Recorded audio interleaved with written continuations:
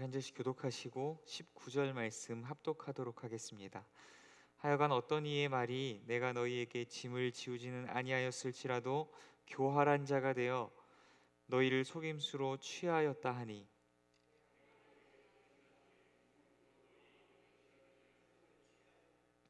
내가 디도를 권하고 함께한 형제를 보내었으니 디도가 너희의 이득을 취하더냐? 우리가 동일한 성령으로 행하지 아니하더냐? 동일한 보조로 하지 아니하더냐? 합독하겠습니다. 너희는 이때까지 우리가 자기 변명을 하는 줄로 생각하는구나. 우리는 그리스도 안에서 하나님 앞에 말하노라. 사랑하는 자들아, 이 모든 것은 너희의 덕을 세우기 위함이니라. 아멘. 잠시 기도하겠습니다. 사랑과 은혜가 많으신 하나님 아버지, 참으로 하나님 어렵고 힘든 시대 가운데 우리를 여기까지 지키시고 하나님 보호하시고 인도하신 하나님께 감사와 영광을 올려드립니다. 또 이렇게 하나님을 예배할 수 있는 상황과 환경, 마음과 특권을 하나님 우리에게 허락하여 주셔서 참으로 감사합니다. 하나님이 고통과 상실의 시대 가운데 오직 여호와 하나님만이, 우리 주 예수 그리스도만이, 또한 이 약속의 말씀만이 우리의 참된 소망임을 믿음으로 하나님 그 말씀 부여잡고 부르신 그 자리에서 예배할 때에 주님 그 말씀으로 우리를 다스려 주옵소서. 우리 눈에 보이는 상황과 환경들이 우리의 마음을 낙심케 하고 절망케 한다 할지라도 주의 말씀 안에서 다시금 용기와 희망을 얻고 일어나 믿음의 길을 끝까지 걸어가기로 결단하는 우리가 될 수 있도록 하나님 인도하여 주시옵소서. 이 시간 바울을 통하여서 나누었던 말씀 하나님 함께 나눌 때에 하나님 바울 안에 부어주셨던 하나님과 또한 주의 복음과 또한 교회와 성도를 향한 마음들이 우리 안에 동일하게 부어질 수 있도록 역사하여 주옵소서. 함께 하시기 소원합니다. 거룩하신 예수님 이름으로 기도드립니다.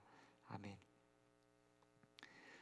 오늘 말씀 제목 덕을 세우기 위하여라는 주제로 함께 말씀 나누겠습니다.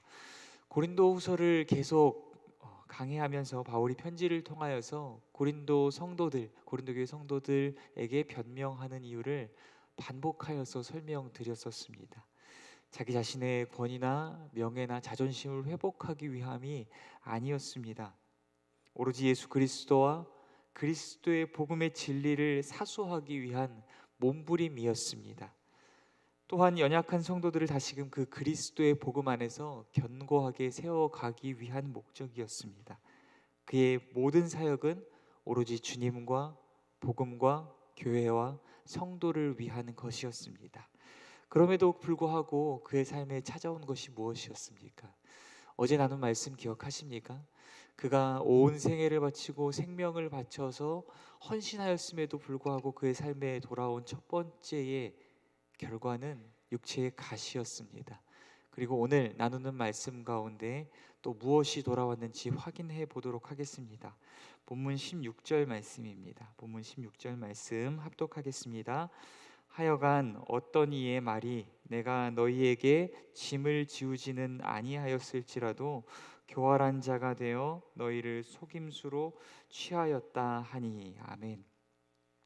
바울은 정말 혼신의 힘을 다하고 또한 생명을 바칠 각오로 사례비 한 푼조차 받지 않고 고린도 교회 가운데, 그들 가운데에서 헌신하고 봉사하였습니다. 그러나 그런 그에게 돌아온 것이 무엇입니까? 감사와 칭찬과 영광의 말이 아니었습니다. 도리어 오해와 누명의 말밖에는 없었습니다. 이렇게 말한 것입니다. 바울이 물론 그들에게 대놓고 사례비를 받지는 않았지만 뒤에서 다른 방법들로 교묘히 너희를 속여서 너희를 취하였고 너희를 통하여서 취하였다라고 이야기한 것입니다. 물론 이 말은 거짓 교사들이 만들어낸 말일 것입니다. 그러나 그럼에도 불구하고 이러한 말들이 어느 정도 고린도 교회의 교인들 가운데에 영향을 미치고 그들의 생각을 바꾸어 놓고 있었기에 바울은 이 말에 대하여서 변명하고 변호할 필요가 있었던 것입니다. 이때 바울의 마음이 어땠을까요? 모든 것을 바쳐서 헌신하고 수고하였음에도 불구하고 돌아오는 것이 오해와 누명의 말밖에 없을 때 말입니다. 억울하지 않았을까요? 참담하지 않았을까요? 원망의 마음들이, 또한 그 분노의 감정들이 끓어오르지 않았을까요? 그러나 바울은 끓어오르는 감정을 추스르며 자신이 육신의 소욕을 따라 사역한 것이 아니라 성령을 따라 사역하였으며, 또한 자기와 함께하였던 모든 동역자들 또한 성령으로 사역하였음을 이제 말합니다. 본문 17절과 18절 말씀, 본문 17절과 18절 말씀 합독하겠습니다. 내가 너희에게 보낸 자 중에 누구로 너희의 이득을 취하더냐? 내가 디도를 권하고 함께한 형제를 보내었으니 디도가 너희의 이득을 취하더냐? 우리가 동일한 성령으로 행하지 아니하더냐? 동일한 보조로 하지 아니하더냐? 아멘. 바울이 이렇게 얘기하는 겁니다. 내가 너희에게 이득을 취한 적이 있느냐? 혹은 너희의 말처럼 내 손으로는 하지 않았다 할지라도 다른 방법들로, 혹여 내가 보내었던 다른 동역자들을 통하여서 거짓으로, 속임수로 너희를 통하여서 취한 적이 있느냐라고 말하는 것입니다. 바울과 함께한 동역자들도 고린도 교회와 성도들을 위하여서 헌신하였고, 또한 마땅히 그들에게서 수고의 삭슬 요구할 자격과 권리가 있었습니다. 그럼에도 불구하고 연약한 고린도 교회의 성도들을 배려함으로 지금까지 그들에게 마땅한 삭슬을 요구한 적이 없는 것 같습니다. 바울은 자신과 또한 자기와 함께한 모든 동역자들이 이렇게 마땅한 권리조차 구하지 아니하였고, 육신의 소욕을 따라 행하지 아니하였고, 오직 성령의 행하심을 따라 사역하였음을 이야기하고 있는 것입니다. 이 모든 일에 이미 모든 것을 보고 듣고 경험한 너희들이야말로, 고린도 교회의 성도들이야말로 이것의 증인이 아니냐고 이야기하고 있는 것입니다. 그런데 그럼에도 불구하고 19절 상반절 말씀처럼 어찌 너희가 이 모든 말들을, 내가 지금 주를 위하고 복음을 위하고 교회와 성도를 위하여서 이야기하고 있는 이 모든 것들을 자기 변명 정도로밖에는 여기지 않냐고 안타까운 마음으로 그들에게 이야기하고 있는 것입니다. 고린도 교회의 성도들은 거짓 교사들에게 속아서 아무래도 바울을 의심하기 시작했고, 바울이 그들 가운데서 어떻게 성령으로 행하였는지조차도 잊어버렸으며, 바울의 모든 말들을 자기 변명 정도로밖에는 여기지 않고 있는 것 같습니다. 이것이 바울의 마음을 너무나도 아프게 했던 것 같습니다. 마치 자기가 낳은 자식이 부모에게 엄마 아빠가 나한테 해준 게 뭐 있어, 엄마 아빠가 내 친엄마 맞아, 친아빠 맞아 라고 이야기함을 통하여서 부모의 마음을 찢어놓는 것과 같은 상황을 아마도 바울이 경험하고 있는 것 같습니다. 오늘날 한국교회 가운데 이러한 일들이 너무나도 많이 일어나고 있습니다. 참으로 안타깝고 슬픈 현실입니다. 하나님께서 교회 가운데 말씀의 종으로 세우신 목회자를 신뢰하는 것은 비단 목회자만을 위한 일이 결단코 아닙니다. 성도인 우리 자신을 위한 일이 되기도 합니다. 왜냐하면 우리가 목회자를 신뢰하지 못한다면 그가 전하는 말씀을 신뢰함으로 받아들일 수가 없고, 우리가 그 말씀 안에서 날마다 자라갈 수 없기 때문입니다. 반대로 말씀드리자면, 우리가 목회자를 신뢰하지 못한다면 그가 전하는 모든 말씀들을 믿음으로 신뢰하며 받아들일 수 없고, 그 말씀 안에서 성령으로 자라갈 수 없다는 것을 말씀드리는 것입니다. 우리가 목회자를 신뢰할 때에 목회자가 전한 말씀이 우리 안에 믿음으로 받아들여지고, 그 말씀 안에서 우리가 성령으로 자라가게 될 줄 믿습니다. 또한 우리 교회는 이미 세우신 담임 목사님과 목회자들을 하나님의 말씀의 종으로 신뢰하고, 또한 그분들의 말씀을 믿음으로 수용하며 그 말씀 안에서 건강히 자라가고 있는 교회이기에 참으로 하나님께 감사합니다. 이제 바울은 온유한 말로 고린도 교회의 성도들을 설득하고 그들에게 이렇게 설명합니다. 19절 하반절 말씀입니다. 제가 읽어드리겠습니다. 우리는 그리스도 안에서 하나님 앞에 말하노라. 사랑하는 자들아, 이 모든 것은 너희의 덕을 세우기 위함이니라. 아멘. 바울은 예수 그리스도와 하나님을 자기의 증인으로 모시고 있습니다. 그리고 그리스도 안에서 하나님 앞에서 이렇게 말하는 것입니다. 내가 너희를 위하여서 사역하고 있고, 또한 너희를 위하여서 하였던 모든 것들이 이것 때문이다. 너희를 사랑하기 때문이고 너희의 덕을 세우기 위함이다 라고 이야기하고 있는 것입니다. 지금까지 너희 가운데서 값없이 생명 바쳐 헌신하고 수고하였던 것도 지금 오해와 누명을 뒤집어 쓴 채 고린도 교인들 앞에서 한없이 초라한 모습으로 변명하고 있는 것도 그 모든 것이 너희를 사랑하기 때문이고 너희의 덕을 세우기 위함이다 라고 이야기하고 있는 것입니다. 맞습니다. 그것이 바울의 사역과 삶의 목적이었습니다. 바울의 사역과 삶의 목적이 무엇입니까? 제1의 목적은 하나님과 그리스도의 복음을 위함인 것이었습니다. 그리고 또한 제2의 목적은 연약한 교회와 성도를 하나님의 나라로, 또한 참된 그리스도인으로 세워가는 것이 그의 목적이었습니다. 덕을 세운다는 것, 바울이 목표로 삼고 있는 덕을 세운다는 것은 추상적인 것이 아닙니다.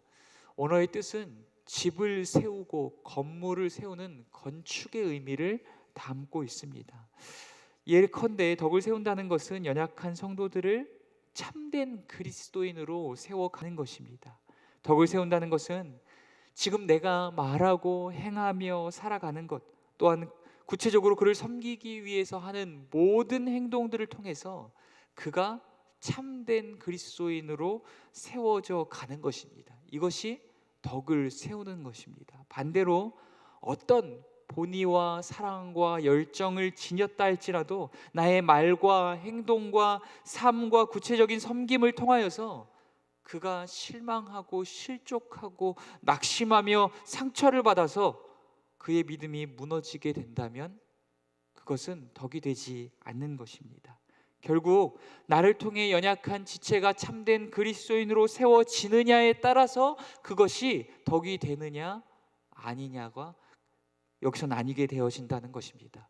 내가 어떠한 마음을 가졌느냐 보다도 더 중요한 것은 나의 말과 행위와 나의 삶을 통하여서 누군가가 연약한 지체와 성도들이 참된 그리스도인으로 세워질 수 있느냐가 더 중요하다는 것을 이야기하고 있습니다. 사랑하는 성도 여러분, 오늘 말씀을 통해서 바울의 사역과 삶의 목적에 대해서 함께 나누었습니다.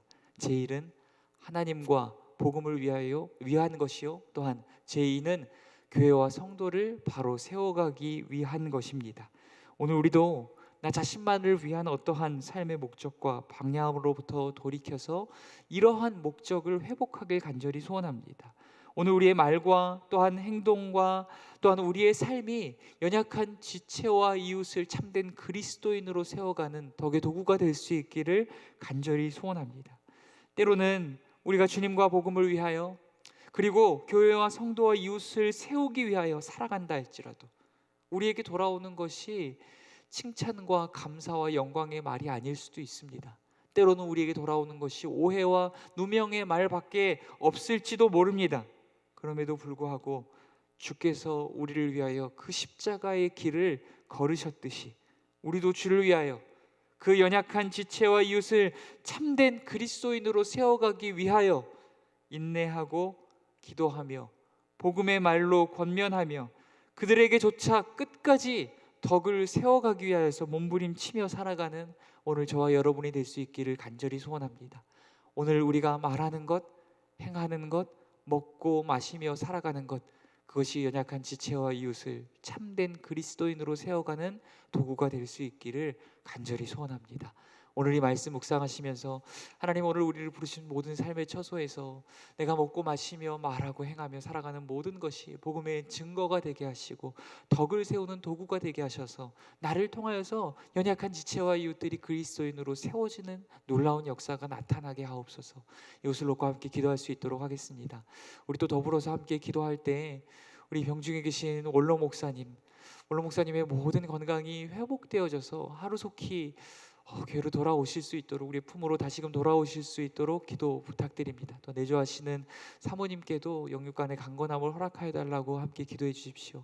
사랑하는 담임 목사님과 사모님과 그 가족을 위해서도 기도해 주시고 모든 교역자분들과 중직자분들과 모든 성도님들 가운데 성령의 충만함을 더하여 주시고 이 고난과 고통의 시대 가운데에 예배의 자리를 지켜내고 말씀 붙들고 순종의 삶을 치열하게 살아내는 참된 그리스도인을 낼 수 있게 해달라고 함께 기도 부탁드립니다. 또한 가정과 교회와 나라 민족을 위하여서도 함께 기도 부탁드립니다. 기도하겠습니다.